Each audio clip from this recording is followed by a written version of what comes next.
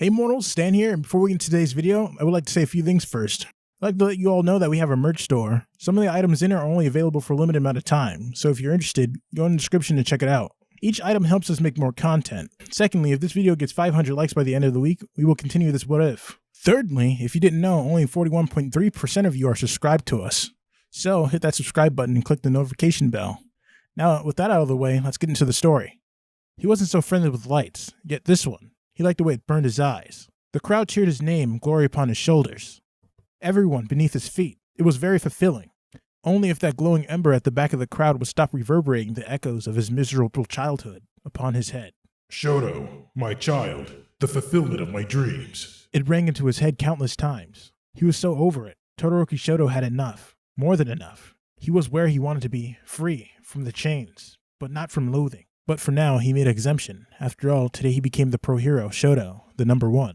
I will always thank that day, he told himself, subduing the growing loathe upon his guts as he waves into the crowd. His victorious smile never leaves his lips. 5 years ago at ILheika. All Might, don't tell me. Mirai Sasaki's words died upon his mouth. The look on All Might's face said it all. He has chosen. Yagi Toshinori chose the child he wore not to. The child. He is made to be great. In the defense, All Might met the kid on his own. He never had the slightest clue about his background, that fateful meeting. If he could be honest enough, with that much willingness, he would still pick the kid as his successor.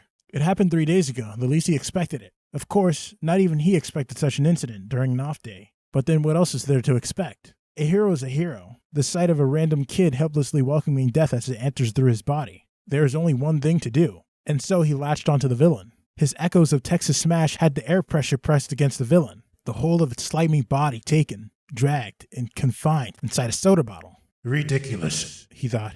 But surprisingly effective, he then added, mentally giving himself an A for creativity. His eyes started wandering at the figure lying on the ground, unconscious. It was a good thing seeing steady breathing, and which elicited comfort upon his nerve. Still high from the adrenaline, short from the flight. At the very least, he managed to run into the kid before it was too late. For what lingered upon his mind was the acceptance of death. Too young for a child at his age. Indeed, it was terrifying. He's taking his time to wake up. At this rate. He coughs blood before he can finish the sentence. That's his first sign. He needed to get out of this place. The villain was held captive within the bottle. The kid was safe. He was running out of time. But he can't just leave the kid like this. Thanking his own luck, the kid was finally showing a sign consciousness was finally sinking back in. Heterochromatic orbs curiously eyed him, scanning him, contemplating if it was what he believed it was. All Might? He was under a haze, but it mattered to him that the kid was awake. Now he could leave. I'm sorry, my boy.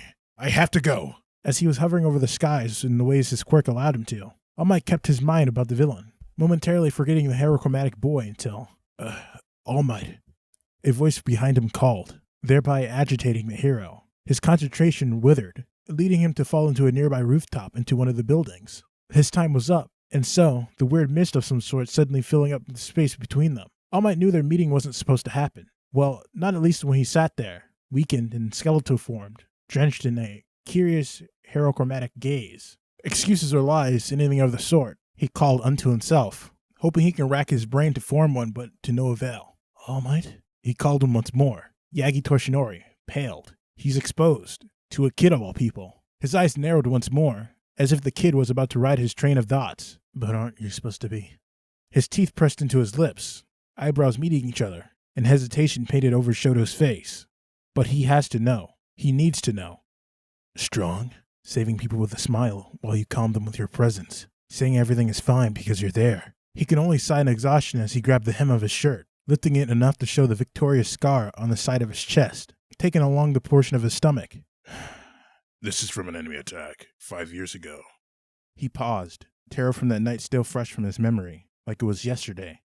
Half my respiratory organs are destroyed. My stomach, the whole of it, gone. And now, I can only maintain my usual appearance for 3 hours a day. Todoroki can only listen as the symbol of peace revealed the darker side of the story in front of him, the side that the media hasn't seen, maybe not even his father, for sure. He allowed him to talk, to explain things. He was indeed right about it. It must not be made public. All Might noted as his gaze stayed into the skies above them, his mind a little lost into a time, yet grounded with the whole situation that occurred. The symbol of peace must not be daunted by evil. Smile, and trick the fear that wells inside of me. He understood that well. Shoto Todoroki understood the pain. Fear can bring very well in his rights. Wasn't that why he accepted the villain that attacked him? It was like death offered that sweet escape, and who was he to disagree? Fate had another plan, and that was why he was standing here, in front of the symbol of peace, on the day that he wished for it to end. Fear is a fickle thing that lingers, waiting for a moment to strike, and I think no one is always ever strong. Not even you, it seems. Even if I become a hero, I'd succumb for sure. Humans are that weak. All Might doesn't quite agree with the weird kid. He took his stance once more, sauntering his way out, against his mantra of just letting it slide. He stared back into the boy. You can't even protect yourself. How are you supposed to dare and try being a hero? Shoto, my child, such perfection and strength. He shuddered at the thought, and it only took him that to realize that maybe his father was wrong. Wrong about being perfect. Wrong about thinking that he was the child of immense strength. For he is just weak. Wasn't that why he just willingly allowed his father to project his desires onto him? All Shoto could do was stare at the hero that took his way out, and dart his gaze at the nearby accident that just erupted. Meanwhile, as All Might descended the stairs, he noticed something of great importance was missing. The bottle wasn't in his pockets of his pants, and he tried to recall where he last could have lost it. But fret not, he doesn't need to look where it is anymore. The screams that just erupted, along with several noises and the view of Mount Lady. From the window, he is positive the villain was there. When All Might arrived at the scene, fire surrounded the ground, debris from ruined infrastructure fueling it, and people could only watch as the villain took his time, while the heroes were just on their way. Today might just be my lucky day. The villain roared as he surrounded an ash blonde-haired boy in his Gickerin. Kid's quirk is strong. Hold on, kid, I shall end your suffering. He snickered, enjoying the sight of the struggling kid despite the heroes around.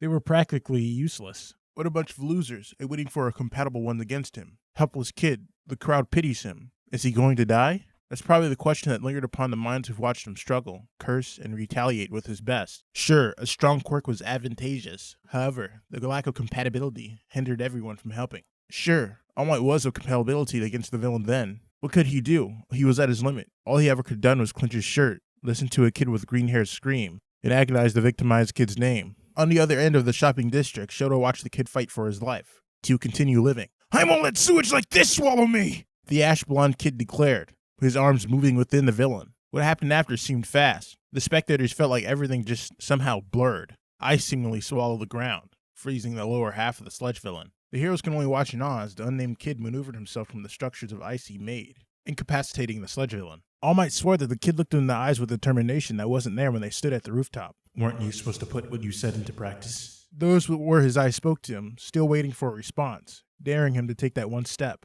And so he did. All Might latched himself into the villain, but this time with conviction, courage, and newfound fire that glowed the path of heroism inside of him. It happened all too fast. Strong winds once appeared within his punch. It was full of the hero's feelings, his emotions reflected within his sheer strength, as if deflected the villain once more into defeat. The remaining forces formed a whirlwind, adjusting the clouds resting above, compressing them. Thus, rain forms. It looked majestic upon the contrast to the structure of the ice that stood in its glory upon the shopping district. Todoroki Shoto, he stated, introducing his name, added by a curt bow as he walked away, leaving All Might in his buff form, trapped in the crowd that sang of praises. Heedless of the other side of the encounter that took place in front of them just minutes ago. Today might pass and burn into oblivion. Opportunities never did present itself willingly, and so All Might ran into the direction where young Todoroki went off. The sun crept from what used to be the dark canvas covering the sky. Slowly, hues of orange, yellow, against a blue sky background could be more appreciated. Gloriously painted and majestically viewed from the riverbank, where Shoto decided to let this tiring day pass, thankful for that fateful encounter that led him into new hope. Eye-widening, Todoroki sat up in excitement, within his newfound purpose. That's right, I'll be a symbol of hope, a hero that reaches out and gives peace in finding hope, he mumbled, joyous of the realization, drenched in his self-indulged moment as he stared into his reflection, admiring courage that sat and burned ferociously from his core. However, as happy as he was, his celebration was soon interrupted. Young Todoroki. All Might greeted, a refreshing smile that casted away all the shadows dancing from his eyes a while ago. I am glad we're on the same page on this one. Shoto was too surprised to make a decent reaction or even greet back. All Might decided to push further, continuing his impeding speech and declaration to the young one. My boy, I do have a proposal. Do you have time to spare? Of course, All Might has Shoto's time and attention as of the moment. He responds with a nod as an agreement. He tried his best to shook away the boiling feeling of nervousness in his guts. I want you to be my successor, my boy.